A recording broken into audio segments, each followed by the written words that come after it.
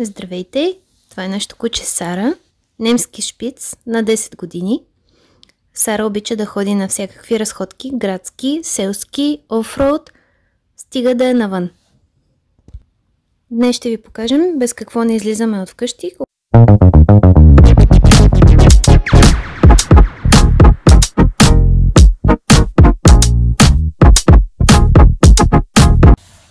Основните аксесуари, които ползваме, са първо този наградник.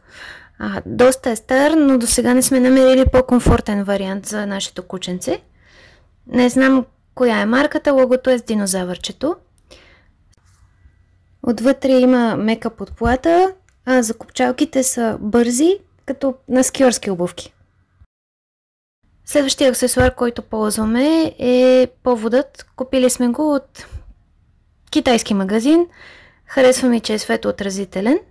Следващото нещо е един несесер от телефон, който сме прикачили към повода. В него носим чантички за акита, както и носни кърпички за кучето или за собственика.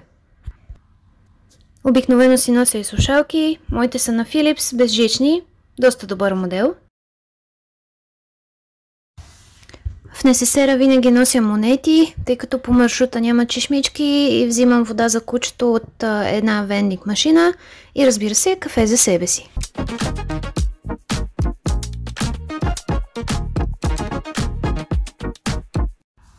След разходка ползваме мокри кърпички за лапичките, ако са леко замърсени, или ако навън вали и е кално, директно минаваме през банята.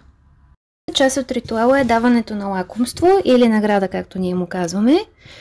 Тези, които ви показвам, са на марката Брав, но Сара няма претенции към марките. Много харесва тези, които са във форма на солетка и се занимава с тях по 5-10 минути.